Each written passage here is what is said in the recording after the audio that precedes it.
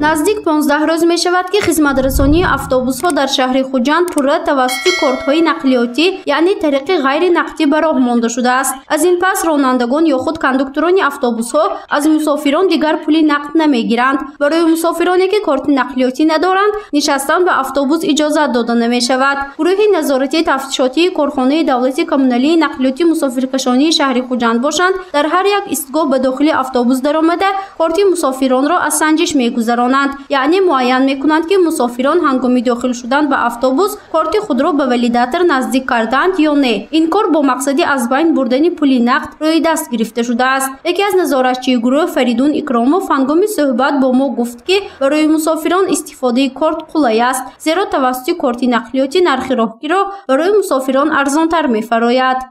توسط اگر مشروع سفر نمایم آنها مثال او دیگریم از همین ایستگاه کمال خوجندی تو یعنی بازار سومون اتوش یعنی آنها توسط 2 سومون یا 2.5 سومون یعنی سفر میکنن. اگر طریق کارت نقلیاتی باشد آنها یعنی توسط میتونن 1 سومونی یعنی تو اونجا رو یعنی سفربر میشن. با کارت نقلیاتی یعنی امتیازهای خود رو دارد که وقتی که شهروند یعنی مسافر کارت رو دسترس می‌نماید اگر در توازن اون 50 سومونی مبلغ پرداخت نماید اون یعنی کارت تخفیف میشد. اون میتواند از دلخواه تریتوری شهر تا سومون بازار توسط 85 درهم یعنی سفر خود را ادامه دهد. مسئولین گفتند که مسافران می توانند در دلخواه ترمینال های اکسپرس پی توازن کارت خود را پورا نمایند. در حالتی به توازن کارت نقلیاتی یکباره 50 سومونی گذرانیدن آنگاه کارت تخفیفی می شود، یعنی مسافران می توانند به دلخواه موضع با نرخ 85 درهم سفر کنند. همچنین تاکید گردید که از این پس رانندگانی که از مسافران پول نقد می گیرند جریمه کرده می شوند. نرخ جریمه باشد از یک نشان دهنده بالا تخمین 58 سومونی را تشکیل می دهد. اگر یک دفع در روی خط ما افتاد یک نشان دهنده جریمه بندی کرده می شود. اگر از یک چند نشان دهنده زیاد شد الکی راننده آگاه کرده می شود. اگر با همین کار تکرار شد آن را یعنی از کار می رانند. راننده اتوبوس خط سیری 3 اسلام محسینов میگوید در اول اکثریت مسافران از یکباره اعلان شدن چنین خبر اظهار ناراضگی کردند، زیرا آنها برای دسترس کردن کارت نقلیاتی آمادگی جدی ندیده بودند. حالا باشد این نافهمی ها از بین رفته است. مسافران پورا به خدمت رسانی اتوبوس ها طریق کارت های نقلیاتی عادت کردند و به مشکلی از آن استفاده می کنند، میگوید راننده اسلام محسینov. یه وقتا آگاه شدیم اونو بگو همچی پیشتر چیزی باردیم نبیارینا داده اونو تامانا بیتر دیگه اون تایار میدیم همون روز خودش برانده کارچکی افتیار شده کمتر دشواری ها شده من یه عمل گذشته برانده. در یک پرسش سری راهی ما اکثریت ساکنان از جاری شدن خدمترسانی اتوبوس‌ها طریق کارت‌های نقلیاتی اظهار خوشنودی کردند، اما نفرانی هم بودند که دادن پول نقد را بهتر دانستند. طایفه دیگر باشند گفتند که از خدمترسانی اتوبوس‌ها استفاده نمی‌کنند. فعالیت نقلیات‌های مسافرکشانی یعنی میکرو اتوبوس‌ها را بهتر دانستند. غیر از این بین ساکنان بودند نفرانی که از امکانیت‌های کارت‌های نقلیاتی بی‌خبرند. هنگام پرسش از جانب گروه کاری ما به سوال معمای آنها پاسخ داده شد. خود شامل چیزی نقلیاتی استفاده میبرن ولی نه آسان. از کدام جهت آسان؟ مثلا چه امکانیتش برای شما؟ برای همین پول نقد ممکن که سر میفرو این کارتی نمیفرو همین خفای تلفن میمونی استفاده میبرن. نه اتوبوس بهتر کارت کدی میشینیم. از تازه کارتتون؟ کارتومو کارتی رایگان.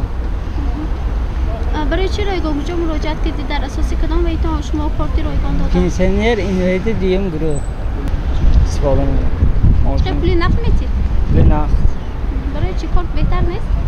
کارت بهتر اون نوامدگی عالی اون آدم نکردیم میشه سوال.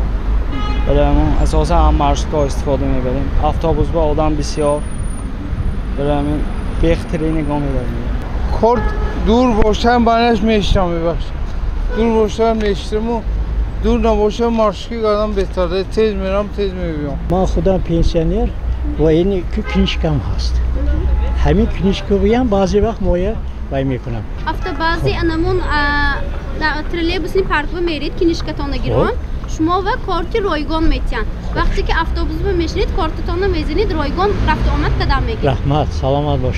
پرداخت نرخ راهگیرها در افطوبوس‌ها طریق کارت‌های نقلیاتی سیتی کارت و همچنین با کارت دوشنبه سیتی نیز به راه مانده شده است. متخصص فروش کارت‌های نقلیاتی بوجان زاکرف میگوید جاری نمودن کارت‌های نقلیاتی از ماه نوامبر سال گذشته 2020 به راه مانده شده است. تا امروز علاقه بیش از 50,000 کارت‌های نقلیاتی و تقسیمات برآورده شده است. نمودی کارت و امتیازهای آن باشد برای ساکنان گوناگون است.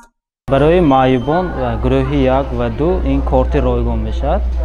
این را از автобаз троллейбусный парк 28 микрорайон дастрас карда метавонанд бо ҳуҷҷатҳои тасдиқ кунандашон. сони корти навраса то 12 солае 50 дирами раҳкиро дохили шаҳр.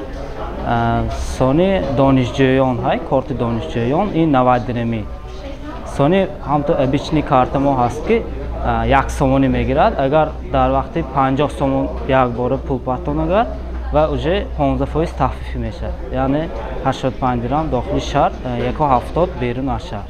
душанбе сити барои фаъол кардани сити карташ бояд кортро дохили терминал гузорем.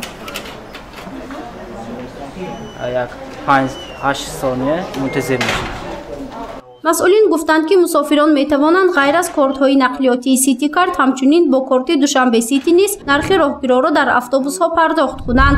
برای این آنها را ضرور است که به توازن نقلیاتی کارت مبلغ الهیده گذرانند. گزارش فرزانه شمسی و نسیم رحیموف برای برنامه اطلاعاتی خبر.